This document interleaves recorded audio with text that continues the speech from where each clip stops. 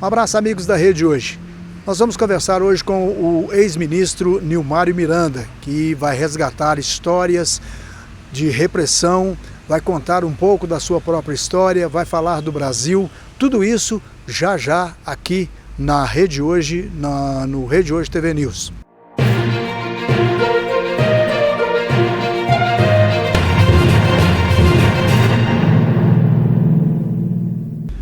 Nos 60 anos do golpe militar de 64, o Brasil ainda debate a memória, verdade, os caminhos da democracia. O livro Por Trás das Chamas, sobre mortos e desaparecidos políticos brasileiros, do jornalista e ex-ministro Nilmário Miranda, resgata histórias marcadas pela repressão e reforça a importância de preservar a memória histórica do país.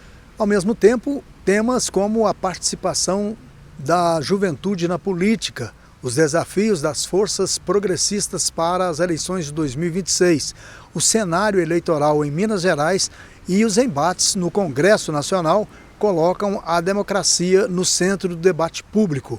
Para falar sobre esses assuntos, a Rede Hoje conversa com o ex-ministro Nilmário Miranda, que foi deputado estadual de 1987 a 1990, deputado federal de 1991 a 2003, secretário dos Direitos Humanos no governo de Luiz Inácio Lula da Silva e também foi candidato ao governo de Minas em 2002 e 2006. O senhor já falou com estudantes do IFTM, apresentou seu mais recente livro, Por Trás das Chamas, sobre mortos e desaparecidos políticos. Eu queria que o senhor falasse sobre esse encontro com os jovens do IFTM e deixar uma reflexão dos 60 anos do golpe militar de 1964. Antes eu queria falar de uma coisa muito positiva, que é o Instituto Federal. Que é 900 estudantes, todos são muito mais, são 1.700, todas as unidades juntas. Isso é uma coisa extraordinária Isso muda a história de uma cidade, Que é os institutos federais.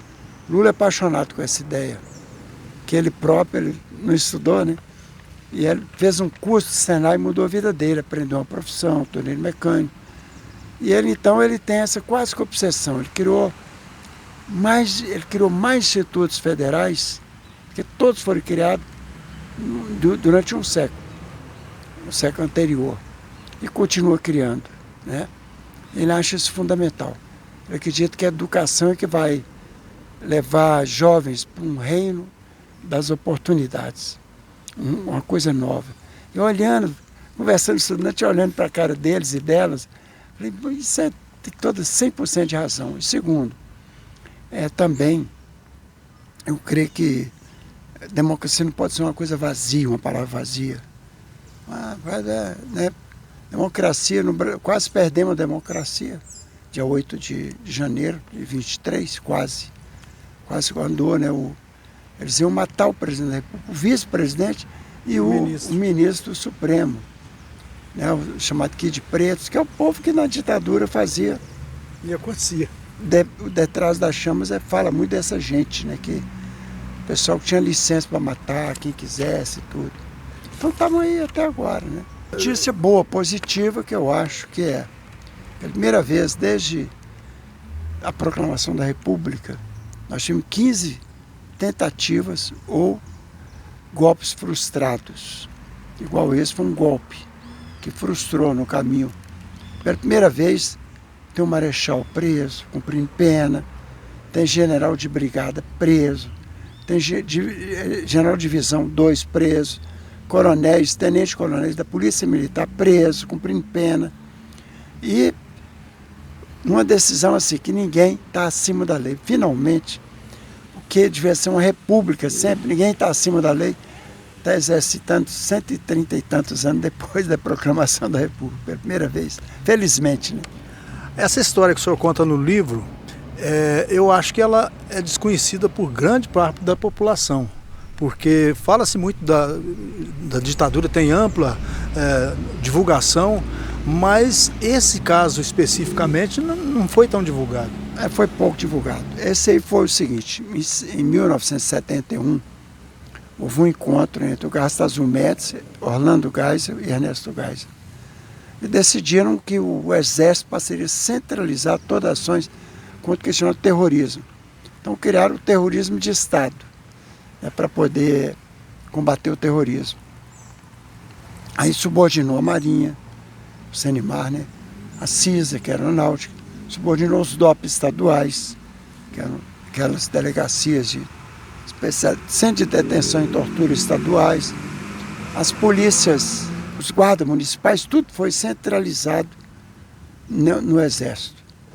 E criaram os DOI-CODES, né, que eram Departamento de Ordem Interna e etc. Centro de Operação de Defesa Interna.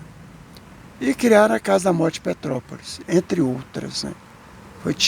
Eu mesmo passei, vocês sabem que eu fui preso político, eu rodei esse centro de torturas, vários deles, os de São Paulo pelo menos, o DOI-CODES, na Tutóia, né, com o Coronel Ustra, e o do Sérgio Fleury, o DOP São Paulo, e outros. Depois, durante minha prisão, fiquei 3 anos e meio preso, então também fui outros lugares, mas não é o caso aqui agora que tem em questão. Mas quer dizer que ali que foi uma decisão de criar a Casa da Morte. E foi em Petrópolis, no bairro Caxambu, um bairro lindo, um bairro assim, um lugar, você olha assim, tá a Serra do Mar, uma vista tão bonita, sabe? E lá que instalou a Casa da Morte. E levaram uma pessoa, Inês Etienne Romeu, uma heroína brasileira. E por lá passaram, ela testemunhou vários que passaram por lá, e ouviu. Na época não tinha internet, celular, nada disso. Eu ouvi eles falando alto no telefone. Aí todo mundo passava, morria, eles iam matar ela mesmo, não tinha importância que ela ouvisse. Ela ouviu coisas assim, foi trabalhando a memória para jamais esquecer. E ela ficou lá 100 dias, foi estuprada 2 vezes. Eles humilhavam ela, põem ela nua para cozinhar para eles, sabe? Aí ela mentiu para eles. Disse que fez uma combinação com um dos coronéis que atuava na Casa da Morte, o Zé Brant. Se comprometeu que iria mudar de lado. Se eles soltassem, deixassem ela viva, ela ia infiltrar e entregar pessoas para eles. Aí eles soltaram ela, viva, a única viva que saiu de lá. E era mentira. Ela saiu, procurou advogados, amigos, e se entregou. Ela estava condenada à prisão perpétua já. Era de um grupo armado, Vanguarda Popular Revolucionária. E ela foi para Talavera Brúcio, um presídio feminino em Bangu, no Rio de Janeiro, e cumpriu 8 anos de pena ali. As próprias presas políticas protegiam ela, que quando eles perceberam que ela tinha mentido, ela sabia que seria morta. Então, eles protegeram. E quando veio a anistia, ela saiu de lá direto para Marechal Câmara, ali onde era o AB, agora um museu do AB. E Seabra Fagundes era o presidente. Falou, olha, eu tenho uma revelação importante fazer. Inventou aqui essa coisa espantosa, a Casa da Morte de Petrópolis. A história da Casa da Morte. E eles ficaram espantados com essa revelação. E ela sabia muita coisa, detalhadamente. Que ela prestava atenção em tudo, memória prodigiosa. Aí nós soubemos que existia isso. E depois, muito tempo depois, um delegado DOPS do Espírito Santo, Cláudio Guerra, ele foi preso, porque ele era uma pessoa que matou muita gente, torturou muita gente, mas virou evangélico. Ele estava como redenção. Ele chamou Perli Cipriano, que era um preso político, ficou quase 10 anos preso. Falou, olha, eu quero falar, eu conheço coisas, vocês nem imaginam o que eu sei. Aí ele levou o Marcelo Neto, que à época era marido da Miriam Leitão, pai dos filhos da Miriam Leitão, e um Rogério Medeiros, que é um grande jornalista, extraordinário jornalista, os dois capixaba, para conversar com ele. Ficaram 2 anos, checando para ver também se não era mentira, se estava dando pista falsa, sabe, para também não cair numa esparrela, contar uma história tão grave e que ele tivesse mentira, que eles moralizassem, né? E eles então pegaram eles confirmaram uma parte da história confirmada, checada por dois grandes jornalistas, né? Aí que nós passamos a saber que existia o caso da morte, que eles levavam... Ele identificou 12 pessoas que eram levadas para lá com o corpo já cerrado. Eles não entravam na casa da morte, pegavam o corpo na garagem. Ia para Campos, Goitacazes, 300 quilômetros, na usina Cambaíba, do vice-governador. Na época tinha o estado de Guanabara, o estado do Rio de Janeiro. Era do Rio de Janeiro. Era um vice-governador de extrema direita, da tradição família e propriedade. Falou, olha, pode usar a minha usina para poder exterminar com os corpos. Porque desaparecimento, no fundo, é isso, né? No fundo, você extermina, não reconhece que que prendeu.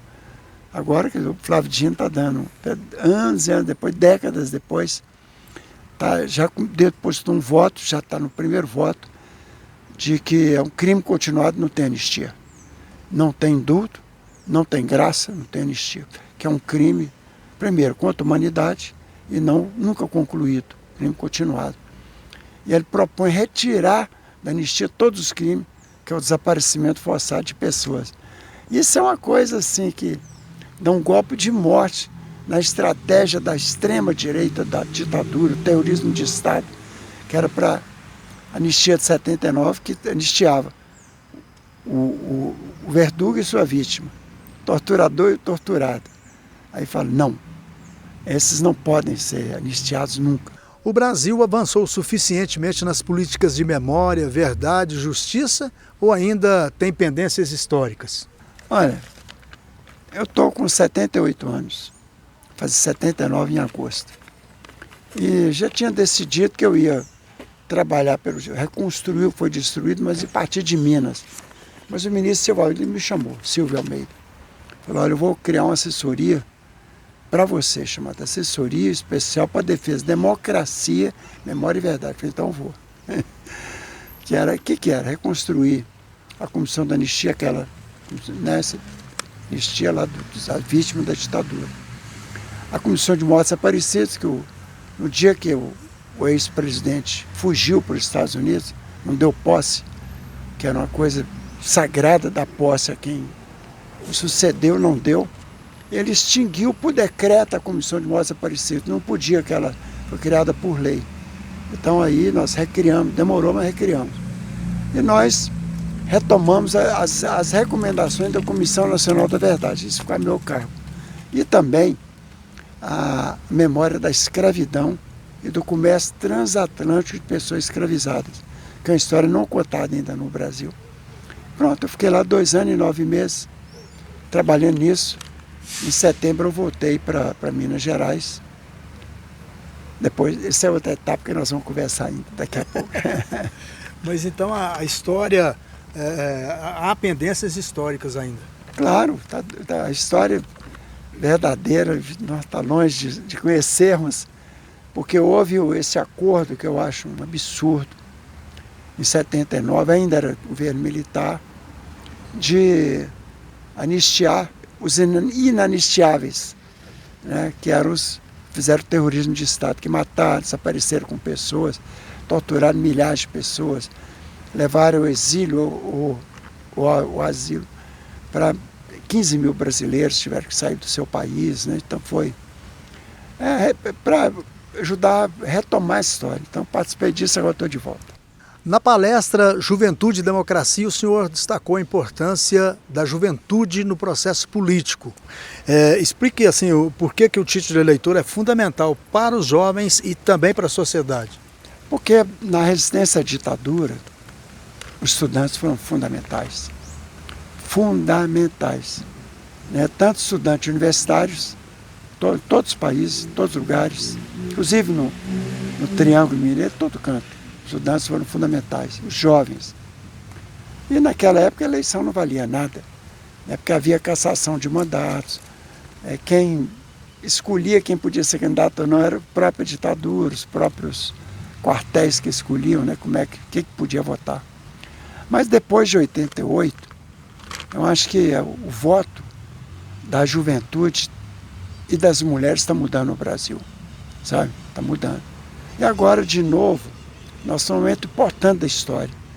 Se interromper esse processo de reconquista da democracia, do Estado Democrático de Direito e da memória e da verdade, não sei o que vai ser desse país. Então nós vamos juntar um Milei, o Cássio, o Pinochetista ganhou, sabe, esse Trump que acho que foi eleito para ser o imperador do mundo, a volta de uma coisa agressiva que a gente achava que estava já enterrado na história, a invadir países e essa ameaça que ele faz todo dia.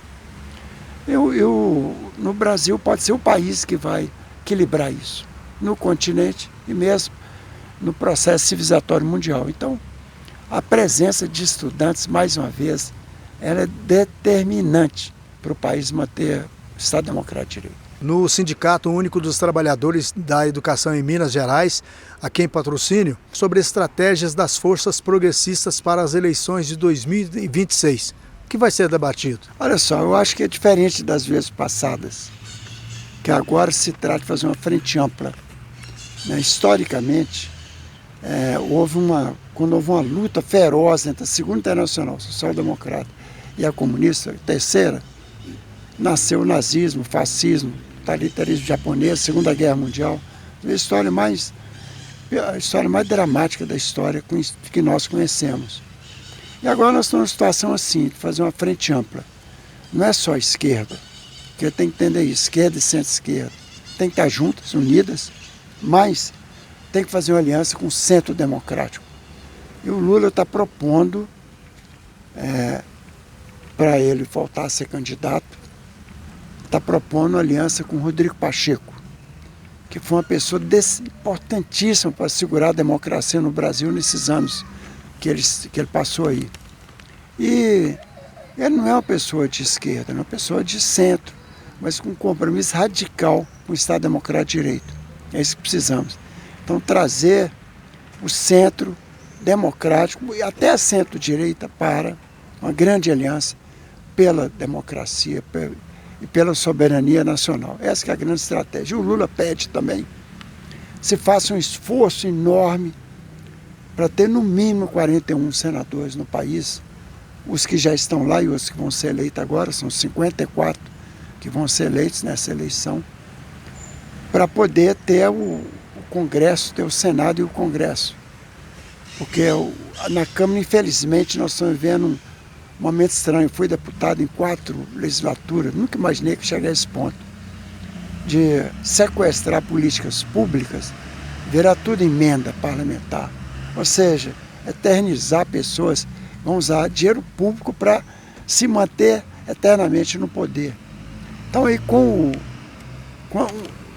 o Senado, tendo que você barra esse processo, você barra que o Senado ele controla, ele dirigiu o Congresso e o próprio Senado, e no Brasil a gente sabe que o Senado também tem iniciativa parlamentar, não é só representante da federação, eles também, o Senado faz, então ele também pede um esforço para ter 41 senadores, no mínimo, 41 mínimo, eu estou falando, 42, 43 senadores, para dar um equilíbrio e dentro de uma coisa geral. Se não mudar o Congresso, não muda o Brasil. Em 2020, o senhor afirmou que o antibolsonarismo era maior do que o antipetismo, o que se confirmou na vitória de Lula em 2022. Como é que o senhor avalia esse cenário hoje? Eu continuo achando que se fizer um trabalho correto, a esquerda com a centro-esquerda, e unindo com o centro, a gente está esperando que a filiação do Rodrigo Pacheco com a União Brasil, e juntar também o MDB, juntar partidos que não são da esquerda, nem da centro-esquerda, são partidos democráticos. Se a gente conseguir juntar isso, nós somos bem maiores do que o bolsonarismo, bem maiores. O bolsonarismo continua forte, né? Tem ali de 20% a 30% da população, né? Eu acho que pode ter até mais.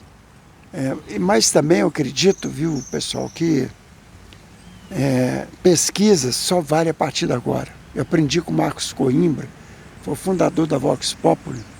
Falou, olha, esse negócio de pesquisa sem ter os candidatos, isso aí tudo é enganação. Há pouco tempo, a Quaest, que está trabalhando para a Rede Globo, montou uma pesquisa com 7 cenários que isso vale para a eleição, para aferir? Agora tem dois. Tem o Lula e o Flávio Bolsonaro. Pode ter outros, mas esses dois é que vão polarizar.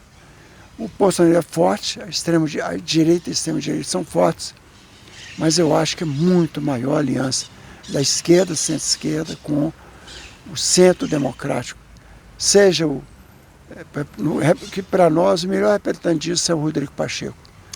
E qual a situação do PT, especificamente em Minas, aqui para as próximas eleições? Não, o PT ele está bem, ele tem 10 deputados federais, 12 estaduais.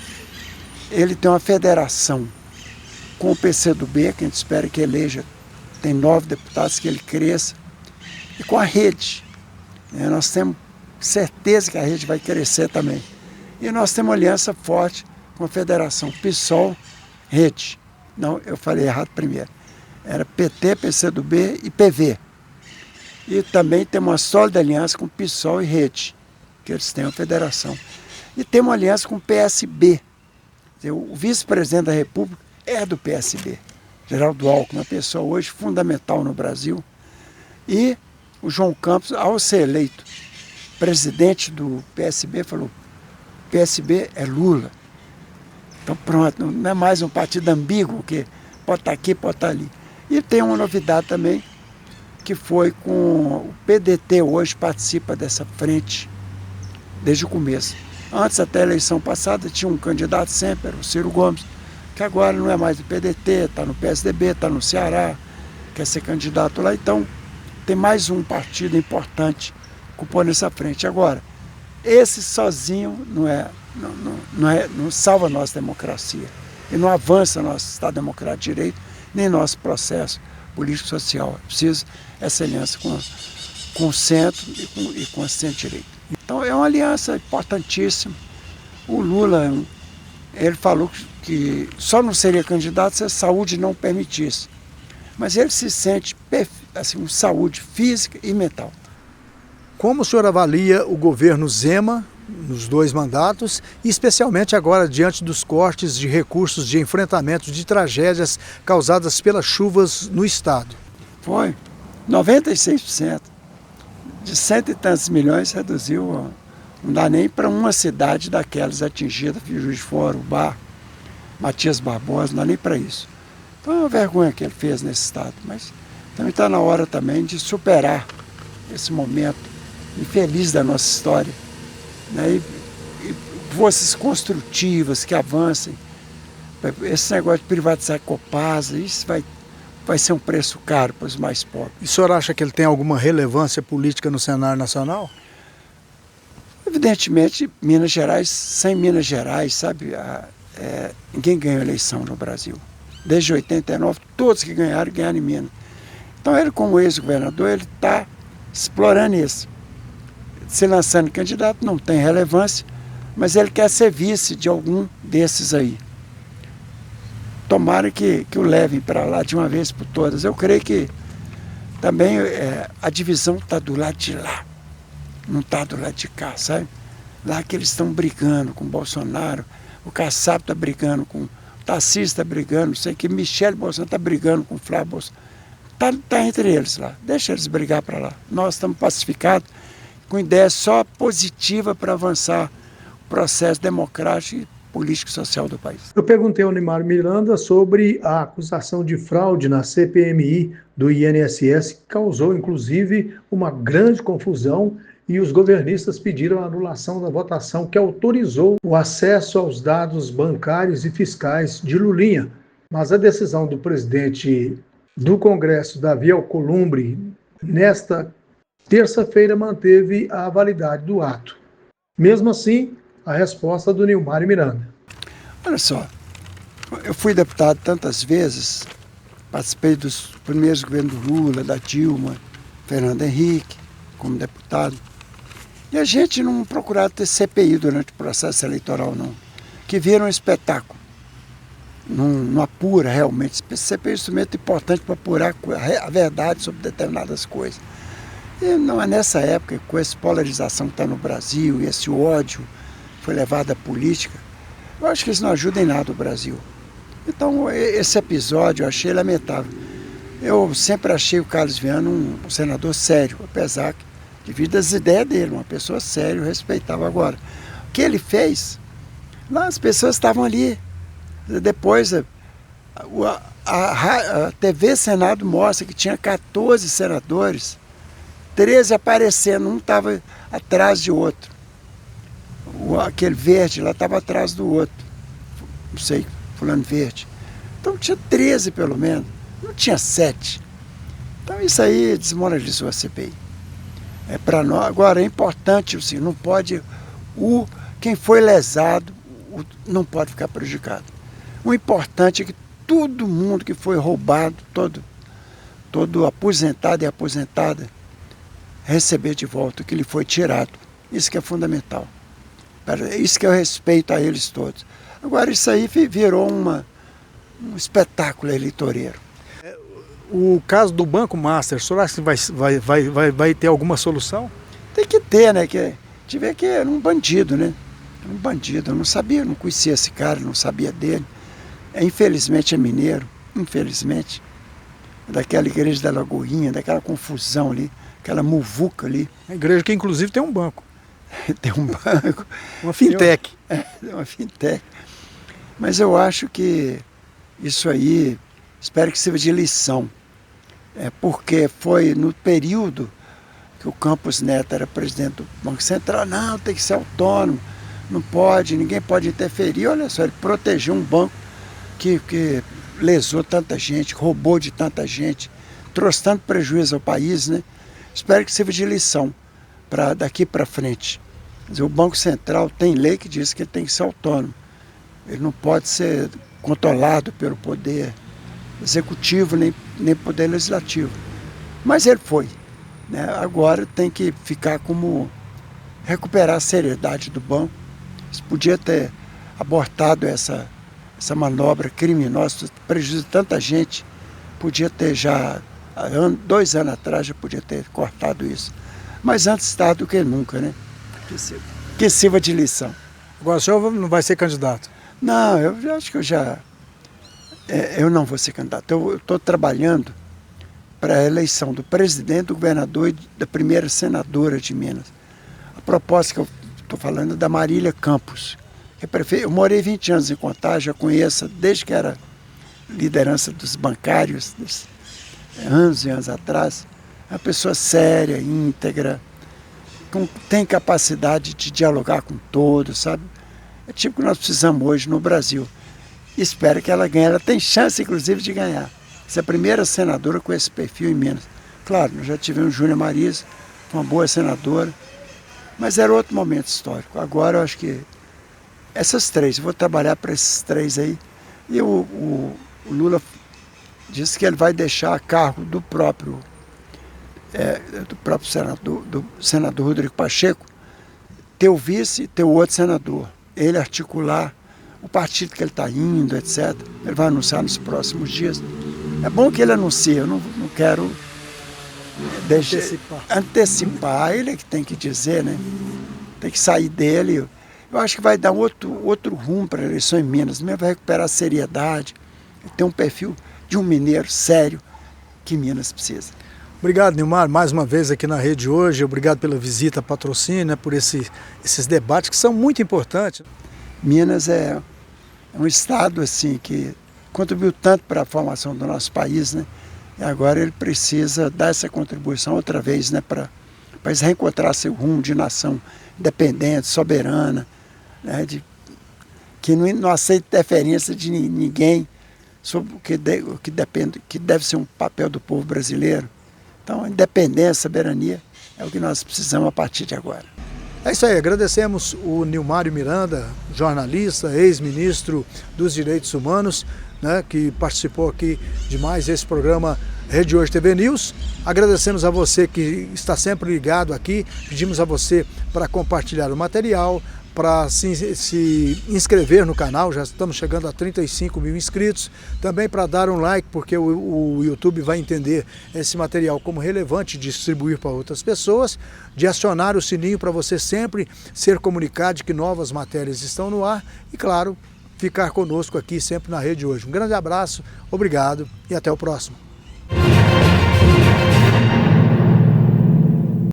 Grupo Marra é o maior distribuidor de bebidas da região de Patrocínio e Centro-Oeste Mineiro, atendendo mais de 2 milhões de pessoas em 108 cidades, entregando as melhores bebidas para você apreciar em qualquer ocasião. Grupo Marra, o seu revendedor autorizado Heineken. Aqui no Supermercado Coop, você encontra o que precisa em nossos diversos setores. Uma ampla seleção para atender a todas as suas necessidades. Descubra o presente ideal, brinde com as melhores bebidas, mantenha sua casa impecável. No Supermercado Coop, você encontra tudo em um só lugar. Laboratório de Análises Clínicas Thiago Hugo, padrão de qualidade em análises clínicas, podemos fazer a diferença na vida de muitas pessoas. Cuidamos da sua saúde com carinho e responsabilidade. Colégio Atenas tem uma equipe muito bem preparada para tratar seu filho com cuidado e carinho. É a garantia de que seu filho terá um ensino de qualidade. Colégio Atenas, incomparável. Na terra que floresce, no cuidado que acolhe, junto a gente cresce, isso é só pra quem escolhe. Parceria pra vida inteira, a cooperação nos move, mais que uma escolha financeira. Cicobi, mais que uma escolha financeira. Cicobi. Construir ou reformar é com a Casa Bonita. Completa linha de materiais para construção e acabamento pelo preço mais justo. Tudo para a sua construção. É um prazer atender você. Casa Bonita. Telefone WhatsApp 3831 6075.